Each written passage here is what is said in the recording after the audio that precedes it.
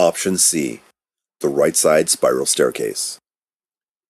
You leave the main hall behind and slip into the archway to the right, taking the narrow spiral stairs descending into the dark. The stone steps are steep, slick with moisture, and curve tightly around a central pillar. You keep one hand on the damp wall, moving as quietly as your boots will allow, your eyes straining against the gloom. About 40 feet down, the stairs open into a massive, high-ceilinged chamber. Ancient arches disappear into the gloom far above. The air here is foul, thick, warm, and smelling of stale rot. Stepping off to the last stone stairs, your boot crunches, landing on something dry and brittle. You drop your gaze, adjusting your half-elven vision to the darkness.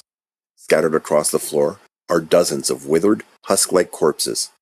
Humanoid skeletons lie tangled alongside the snapped leathery wings of several giant harpies, completely drained of moisture, wrapped tightly in silver, fibrous webbing, and left to rot. Sensing immediate danger, you drop to one knee beside a harpy carcass. You reach out with a gloved hand to inspect the webbing bound around its shattered ribcage. The silk is fresh, thick as rope, and sticky to the touch. When you hear thwip, before you can pull back, a thick web line shoots down from the shadowed ceilings high above, snagging your ankle with the force of a runaway horse. Whoa! The line yanks violently, pulling your feet right out from under you. You hit the hard stone floor with a bone-jarring crash, your broadsword flying from your hand and skittering across the flags into the dark. The web line hauls you backwards at blinding speed across the floor, dragging you straight up towards the gloom of the vaulted ceilings. Tyre's teeth, you curse! You react on pure instinct, reaching down to yank your chest dagger free. Mid-air, you slash wildly at the sticky rope anchored to your boot. The blade cuts through the web line just in time. You plunge 15 feet back down, landing hard in a low crouch among the bone pile. A guttural wet hiss echoes from the darkness above. Down drops a nightmare. A giant, cavern-dwelling spider, easily 8 feet tall, with a bloated, bulbous abdomen and 8 spindly legs covered in hair. Its cluster of black eyes catch the dim light, burning with a cold, hungry glint. It lands on the stone flags with a heavy, sickening thwack, its razor-sharp mandibles clacking together as a clear, venomous drop drips onto the floor, hissing when it touches the rock. The monster lunges, sweeping 2 massive front legs down to crush you. You slide sideways, rolling across the dry bones as its spiked legs slam into the stone where you were but a moment before, shattering an ancient harpy skull to dust.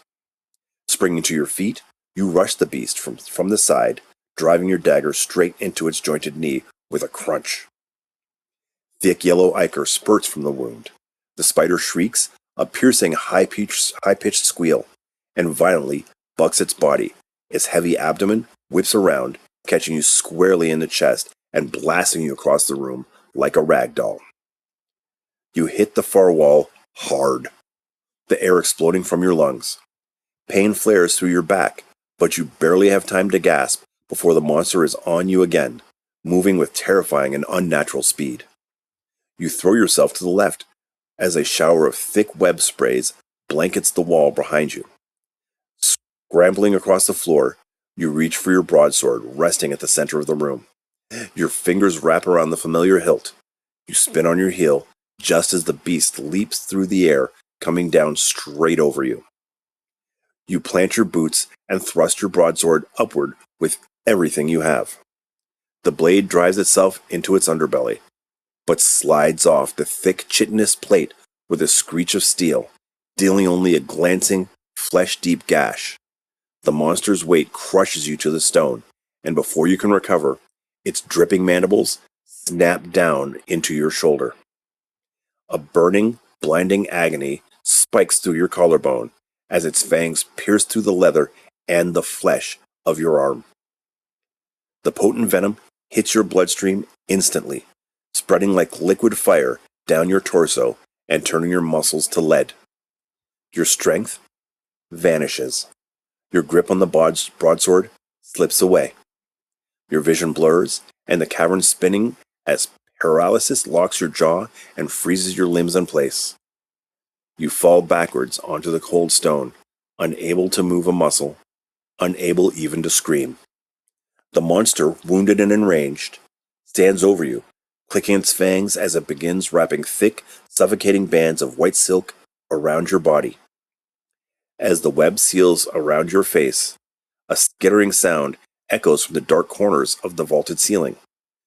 Through the tightening threads of white, you watch in helpless agony, helpless horror, as dozens upon dozens of dinner plate-sized spiderlings emerge from the cracks in the walls, their tiny black eyes gleaming as they swarm down towards you for their first meal.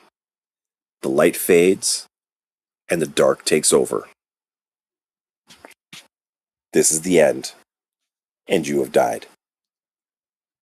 If you'd like, go back and make another choice.